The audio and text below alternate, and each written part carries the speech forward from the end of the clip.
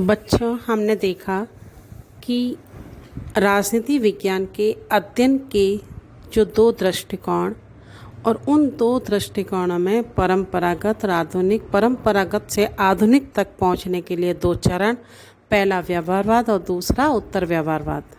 व्यवहारवाद हमने देखा, उस व्यवहारवाद में कुछ कमियां रह गई थी जिसके कारण डेविड स्टन को उत्तर व्यवहारवाद को सामने लाना पड़ा। व्यवहारवाद में राजनीतिक शास्त्र को विज्ञान बनाने के क्रम में मूल्यों का त्याग कर दिया गया था, केवल तथ्यों पर जोर दिया गया। फिर यह हुआ कि उसकी प्रासंगिकता घटने लगी और उनकी आलोचनाएं बढ़ने लगी। व्यवहारवाद का विरोध होने लगा क्योंकि व्यवहारवादियों की तुलना प्राचीन सम्राट लियो से करने लगे। एक बहुत पुरानी कहावत है कि रोम जल रहा था तब वो चैन की बांसुरी बजा रहा था। इसका मतलब एयर कंडीशनर हॉल में बैठे बैठे व्यवहारवादियों ने चर्चा तो खूब की, लेकिन बाहरी जो समस्याएं थी उन समस्याओं को बिल्कुल ही नज़रअंदाज कर दिया या उनकी तरफ उनका ध्यान ही नहीं गया। तो डेविड स्टन का ये कहना है कि व्यवहारवादी क्रांति असफल रही। तो व्यवहारवादी स्थिति पर या क्रांति पर एक प्रबल आक्रमण उसके डेविड स्टन के द्वारा किया गया, जो कि स्वयं व्यवहारवादी क्रांति के प्रमुख प्रतिपादकों में से था। व्यवहारवादियों का मानना था कि राजनीति शास्त्र को अधिक से अधिक वैज्ञानिक बनाया जाए। उत्तर व्यवहारवादी ये मानते हैं कि अब तक निरर्थक शोध पर समय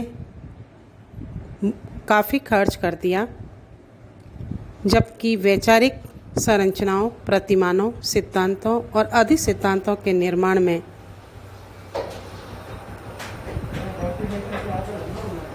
हम जूझ रहे थे और वहाँ बैठे अस्थिरता, स्वामित्व, संतुलन, संरक्षण, प्रतिमानों तक आदि की तकनीकी समस्याओं और मॉडल निर्माण की प्रवृत्तियों में उलझे हुए थे। लेकिन आणविक अस्त्रों का आतंक, गृहयुद्ध, तानाशाही शासनों के अभ्युदय की प्रवृत्ति, बढ़ते हुए सामाजिक विभेद आदि ऐसी कई समस्याएं उत्पन्न हो रही थी जिनके संबंध में व्यवहारवादी राजनीति शास्त्रियों ने ध्यान ही नहीं दिया। इन संकटों, समस्याओं के निदान की ओर न तो ध्यान दिया और उन्हें नज़रअंदाज भी करते रहे। व्यवहारवादी राजनीति विश्लेषण में मूल्य के अध्ययन को उचित स्थान नहीं दिया गया। विश्लेषण की तकनीक को विश्लेषण वस्तु यानी कि लक्ष्य से अधिक महत्वपूर्ण बना दिया गया। इसके परिणाम स्वरूप राजनीतिक विश्लेषण को तथाकथित वैज्ञानिकता का एक निश्चित स्तर तो प्राप्त हो गया, लेकिन उसके निष्कर्षों में प्रासंगिकता एवं वैधता का अभाव बना रहा। तो उत्तर व्यवहारवादी उसको प्रासंगिकता प्रदान करने के समर्थक रहे। कहने का अर्थ यह है कि उत्तर व्यवहारवाद को एक प्रकार की वैचारिक क्रांति कहा जा सकता है, क्योंकि यह राजनीतिक प्रक्रिया के अध्ययन के नए समन्वयात्मक दृष्टिकोण को प्रस्तुत करना चाहते हैं, जिसमें कि तथ्य भी हो और मूल्य भी हो, दोनों का जो समावेश हो वो हो विवेक सम्मत किया जाए। तो डेविड स्टन जो व्यवहारवाद का घोर विरोध करती है, उत्तर व्यवहारवाद क्रांति के द्वारा राजनीति विज्ञान को प्राकृतिक विज्ञान की कठोर वैज्ञानिक शोध पद्धति का प्रयोग कर परिशुद्ध विज्ञान बनाने या उसका रूप देने का प्रयत्न करता है। उत्तर व्यवहारवाद व्यवहारवाद का ही अगला चरण या एक सुधार आंदोलन या एक नवीन दिशा संकेत है, जिनके दो नारे हैं, कर्म और प्रासंगिकता। उत्तर व्यवहारवादियों का मूल मंतव्य यह है कि समाज की जो सामाजिक शोध जो है वो समाज की आवश्यकता के संदर्भ में प्रासंगिक भी हो और संगतिपूर्ण भी हो। यानी समाज में या राज व्यवस्था में जो तत्कालीन समस्याएं हैं, संकट है, चुनौतियां हैं, उनका अध्ययन करें और उनका निदान ढूंढने की भी कोशिश करें या करें। उन्हें मानव मूल्यों के रक्षार्थ कर्म करने की और प्रवृत्त किया जाए। तो कहने का मतलब यह है कि उत्तर व्यवहारवाद का जो नारा है, कर्म और प्रासंगिकता।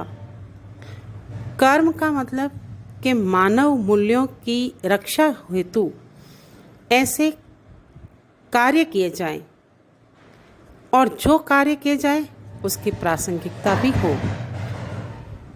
केवल और केवल एयर कंडीशनर हॉल में बैठकर चर्चाएं करने से समस्याओं का निदान नहीं होता है। अब ये क्या कारण ऐसे उत्तरदायी रहे कि उत्तर व्यवहारवादी क्रांति को सामने आना पड़ा? तो ये व्यवहारवाद के विरुद्ध एक प्रतिक्रिया है और हमने देखा कि व्यवहारवादियों में कुछ कमियां रह गई थी।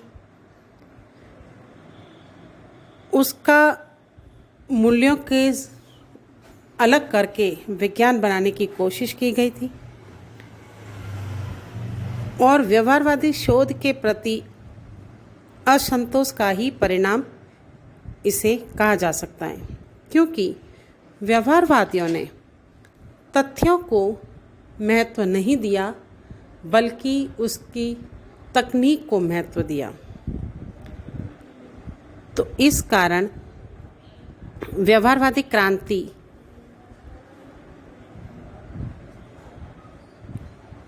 समाज, राज व्यवस्था और अनेक संकटों, विश्व के अनेक संकटों, समस्याओं से घिरे हुए हो गए। अब ऐसी स्थिति में राजनीति को विशुद्ध विज्ञान बनाने की अभिलाषा सिर्फ काल्पनिक रह गई। तो उत्तर व्यवहारवादियों ने इस बात पर महत्व दिया कि उच्च तकनीक की पर्याप्तता और शोध उपकरणों के प्रयोग तो किया जाए, लेकिन उस विषय वस्तु को भी हम नज़रअंदाज नहीं करें। अब इन सभी बातों से उत्तर व्यवहारवादी क्रांति सामने आई।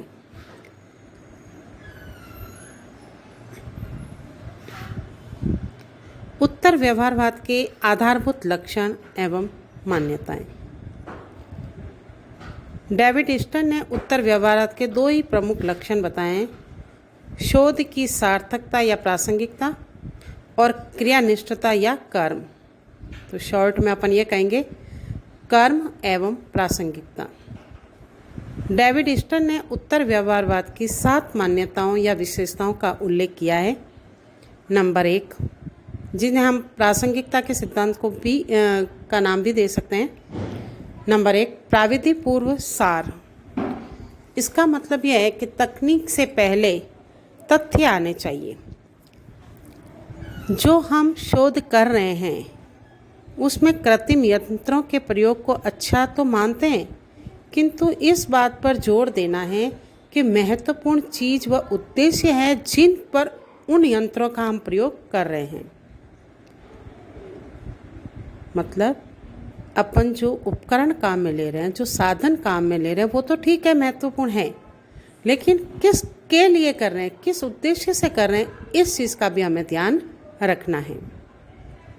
जब तक हम समकालीन सामाजिक समस्याओं से शोध की उद्देश्यपूर्ण संगति नहीं बैठाते, तब तक वह आरंभ करने योग्य ही नहीं है।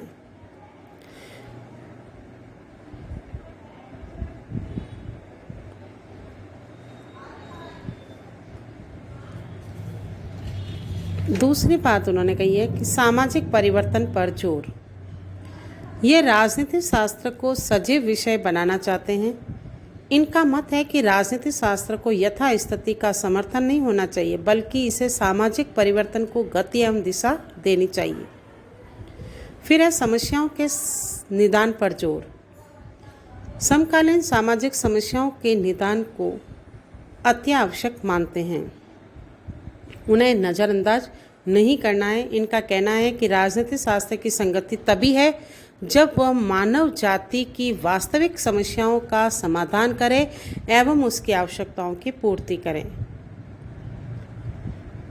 अब है मूल्यों की महत्वपूर्ण भूमिका। हमने देखा कि परंपरागत राजनीति शास्त्र का परंपरागत दृष्टिकोण ने मूल्यों को महत्व दिया, तो व्यवहारवाद ने मूल्यों को बिल्कुल ही छोड़ दिया। लेकिन ये मूल्यों की निर्णायक भूमिका को स्वीकार करते हैं। कौन? उत्तर व्यवहारवाद। इनका कहना है कि जब तक मूल्यों को ज्ञान की प्रेरक शक्ति नहीं समझा जाता, तब तक यह भय बना रहता है कि कहीं ज्ञान का गलत उद्देश्यों के लिए तो प्रयोग नहीं किया जा रहा है। ये इस बात पर जोर देते हैं कि यदि ज्ञान को सही उद्देश्य के लिए प्रयोग करना है तो मूल्यों को उनकी केंद्रीय स्थिति देनी होगी। फिर है बुद्धिजीवियों की भूमिका। उत्तर व्यवहारवादी बुद्धिजीवियों की भूमिका को भी स्वीकार करते हैं। उनका कहना है कि बुद्धिजीवियों को सूक्ष्म वैज्ञानिक शोधकर्ताओं या तकनीशियन नहीं बने रहना है। इन्हें सभ्यता के उदार मूल्यों को सुरक्षित रखने में अपना योगदान देना है। फिर है कर्म पर जोर। उत्तर व्यवहारवादी कर्मनिष्ठ विज्ञान पर बल देता है, कर्मनिष्ठता पर बल देते हैं। उनका कहना है कि राजनीतिक विषयों के अध्ययनकर्ता को समाज के पुनर्निर्माण कार्य में भी इन्वॉल्व होना चाहिए। उनका मत है कि ज्ञान व्यावहारिक रूप से सार्थक होना चाहिए। यदि हमारे व्यवहारिकवादी शोध परिणामों का रचनात्मक क्रियान्वयन नहीं हो सकता तो वो सार्थक ही नहीं है। अर्थात ज्ञान का क्रियात्मक होना भी आवश्यक है। Knowledge must be put to work. फिर है व्यवसाय का राजनीतिकरण। व्यवसाय का राजनीतिकरण। ये व्यवसायों के राजनीतिकरण पर जोर देते हैं। ये राजनीति शास्त्रियों, शिक्षण संस्थाओं, विश्वविद्यालयों का राजनीतिकरण करना चाहते हैं।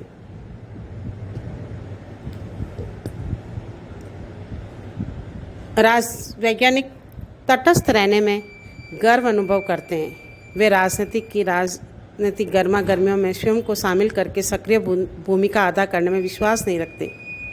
इसीलिए उत्तर व्यवहारवादी मानते हैं कि व्यवसायों का भी राजनीतिकरण होना चाहिए। इस प्रकार हमने देखा कि डेविड स्टन ने उत्तर व्यवहारवाद की प्रमुख लक्षण व दिशाएं बताई हैं। सभी उत्तर व्यवहारवादी इन सभी बातों से सहमत हो, ऐसा नहीं है।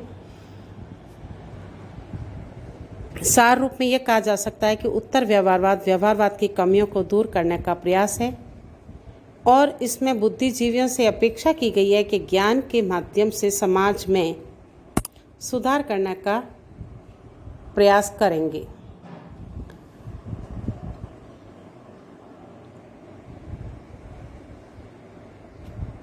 व्यवहारवादी तथा उत्तर व्यवहारवादी प्रवृत्तियों के बीच उचित समन्वय स्थापित करने पर ही राजनीति विज्ञान का अध्ययन वैज्ञानिकता और साथ ही सार्थकता की स्थिति को प्राप्त कर सकेगा, ऐसा हमारा मानना है।